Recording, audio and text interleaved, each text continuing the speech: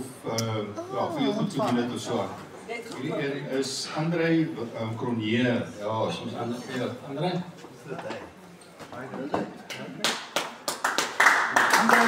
En hierdie aandelesertifikaat het 'n teenblad wat jy moet teken wat jy sê jy aanvaar jou sertifikaat. So dit is nogal belangrik, ja. En hy was nommer 16 gewees. So dis ook nie sy IQ of sy gewig nie. Dankie tog. Hierdie ou sê hy is hier, maar hy is hier nie. Wie? Kobus. O ja, Ja, die Kobus nie gepiek vanoggend nie.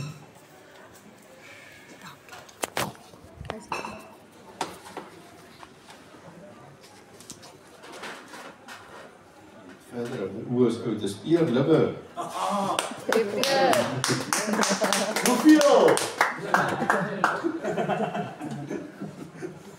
Dankie, Ferdi. One. Only 7. What's also your number? Al number.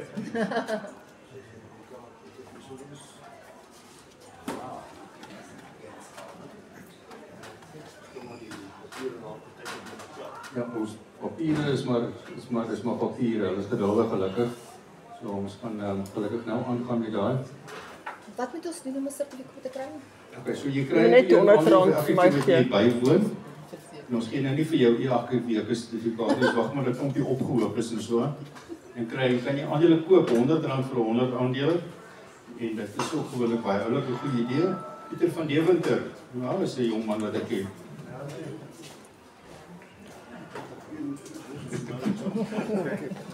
Not vir die kwartansie, maar net What's the one that's signed? dan jy. As jy dit elke met net teken jou André. Julle sal sien, julle moet teken daar, dan gee hom terug by André en dan gaan ons die ding daarna hanteer. Net vir diegene wat wonder oor die aandele. As 'n lid van Skouerskuur kry jy 1 aandeel van die koöperasie gratis die eerste keer wat jy kom. Daarna is jy welkom om nog aandele te koop wat toegevoeg word tot die kapitaal van Skouerskuur. Daar is sekere goedjies wat ons nodig het om dinge net te laat makliker werk. Soos ons het nou pas onlangs 'n kaartmasjien aangekoop sodat ons al die betalingkies op die kaartmasjien kan doen vir almal se gerief. Nou dis waarvoor die kapitaal gebruik word, is om daai uitgawes en goederes van die koöperasie te kan help delf. Nou die aandeel werk so.